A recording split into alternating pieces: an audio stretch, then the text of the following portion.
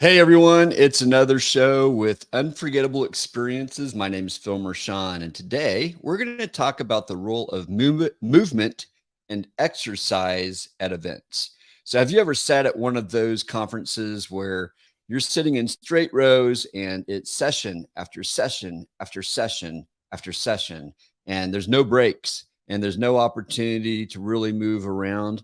Well, I've been in those events where I've had back problems and I have to get up and go stand in the back. And I look over the audience and I notice there's a lot of people who are uncomfortable sitting there all day, and it has a massive um, influence. Hey, if you're here live, go ahead and give StreamYard permission to tell me who you are so I know who you are because I can't see you, unfortunately. But glad to have you here with me live here today. So if you sat in one of those situations, you know what it's like. It's uncomfortable to sit all day, and it has an actual effect on your brain.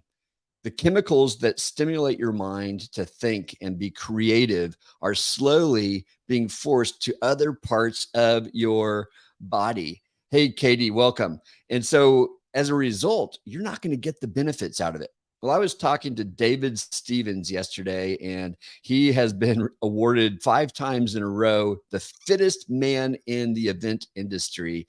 And he's come up with a whole method of helping people get those juices flowing the first thing in the morning through a high intensity workout that doesn't take a long time, like 30 minutes. And he gets people into a state of mind where they're able to absorb the very things that they came to learn. So it kind of seems like a tragedy to go to an event and then be forced slowly into this doldrum. But that's what happens when we force people to sit all day. Now, there's ways to solve that through the day. You can have MCs who intentionally get people up off their feet and moving around a little bit. Or you could bring someone like Lizzie Williamson. She is the 2 minute movement lady. She's based out of Australia, but she can participate in your event virtually or fly there. She has great energy. She learned how to do this because she's a dancer by training. But when she had her kids, she had that post-mortem depression that set in, and she realized that she wasn't moving anymore because she was constantly taking care of her babies. And so she realized, you know what? I can't work out the way I used to, but I can give 2 minutes to it. And so she figured out things that you can do in 2 minutes. So these are things you can do at your desk. These are things that you can do between sessions at an event. Katie, you've done online events, and this is literally something you can do between session 1 and session 2. I call this the brick and the mortar, but in that mortar, you can insert something that gets people's bodies moving, and you can do it in a way that they don't even realize. I did this recently where I just asked people, hey, if you like option A, stand up. If you like option B, stand up. If you like both option A and option B, stand up. Just by getting them to actually physically give an answer to a question, it got them off their rears and got a little bit of blood flowing. But if you're more intentional by getting them moving around, doing different things, it can be amazing. But there's something else going on. So if your attendees are not used to walking, let's say 10,000 steps a day, there's a couple things that I would think about. One is, can you let them know 2 months in advance, hey, you're going to be doing a lot of walking at this event. So if you're not used to standing for long periods of time, you're not used to walking long distances between sessions, you might want to start working your way up to that now, like add 1,000 steps a week until you get to the event so that your body is a little bit more accustomed to it. There's something I learned recently, and I'm 58, and I just learned this. There is a right way to stand, and there is a wrong way to stand. And I've been standing the incorrect way for most of my life, which has resulted in shin splints and other problems in my legs. And it goes like this. If you think about your foot and you think about this is like your heel, and if this is the ball of your foot, if you draw a triangle, 3 different points, and you try to balance your weight on those 3 different points, it's going to feel uncomfortable at first if you haven't been doing this, but it's going to actually activate all the muscles that will keep you in balance. Simple little tip you can give people who maybe are not used to standing long periods of time. There's things that you can do to activate your hips if you're not used to doing that. Those of us in sedentary lifestyles, this is really, really important. There's another thing though. Philippe Cadu worked with us back in 2017, and I'll tag all these people in the follow-up video here. But Philippe is a massage therapist by training, but he is actually a pain management coach. He lives in San Diego. Well, when he was first trying to start getting his business going, he called himself the posture guide.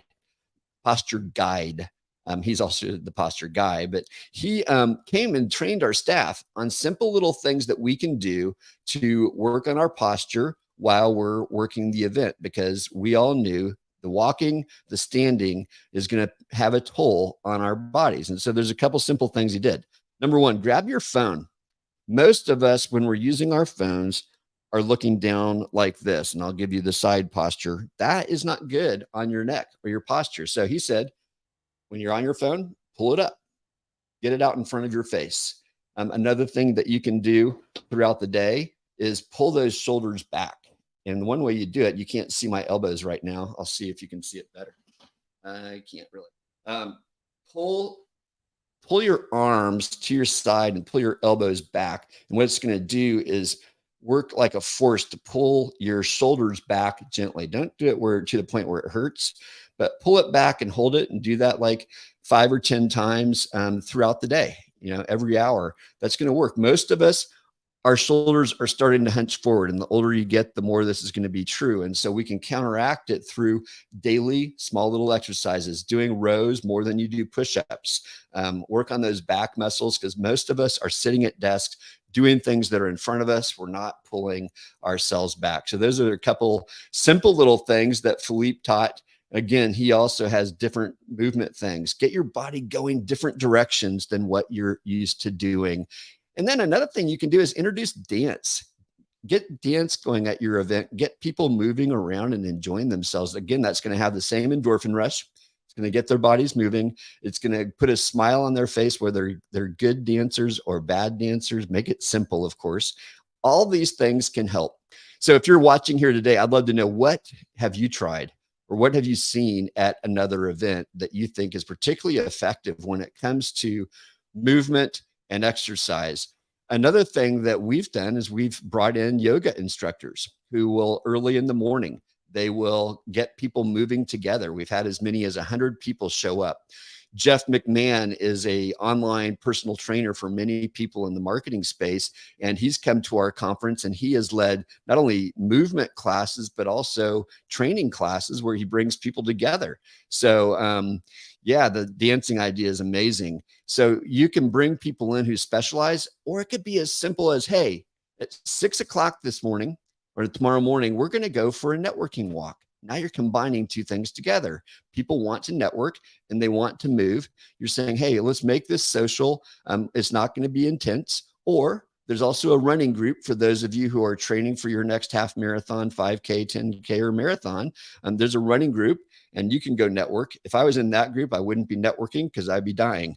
But some of you are in shape that you could go do that. So get creative, know your audience, insert things throughout the event where people can do things. And it could be very subtle opportunities to move, or it could be things that you invite the entire group to do. If you're okay with it, they'll be okay with it. If you tell them why, like, this is something you can go do back at your desk. That's what Lizzie Williamson will say, is like, this is something you literally can go do at your office when you're back home. Let's do it here. You're going to feel the benefit now. But if you're starting to lose your focus and energy in the middle of the day, well, do a 2-minute break. 2-minute movement break, get up and do something, move in a way that you're not used to, get a little bit of flow going, turn on some tunes, get those juices going, and then sit back down, and you're going to be surprised. Mike Stelzner, the CEO of Social Media Examiner, where I work, actually during the week, his workout is using the Oculus.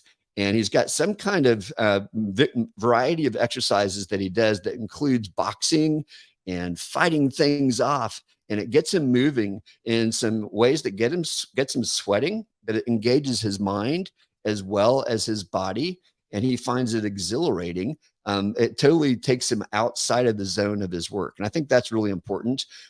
If you're going to get into a longer workout, and David Stevens, when you see this later, I'll tag you. I think you would probably agree with this. If you can get your workout to a degree where you can be so focused in the workout that your mind gets to take a break, that has a benefit as well. So those are some tips for you today about events, exercise, movement.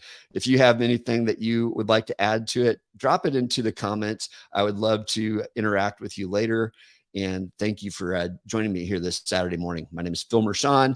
If you haven't signed up yet, and I know this will be outdated later, come join us at the Unforgettable Experience Design Summit, September 5 through 8. And if it's too late for that, you can still check out my book, Unforgettable, The Art and Science of Creating Memorable Experiences. It's available on all the online bookstores. And by the time you watch this, it's probably ready to ship. So look forward to seeing what you think. Have a great day, everyone. We'll talk to you soon.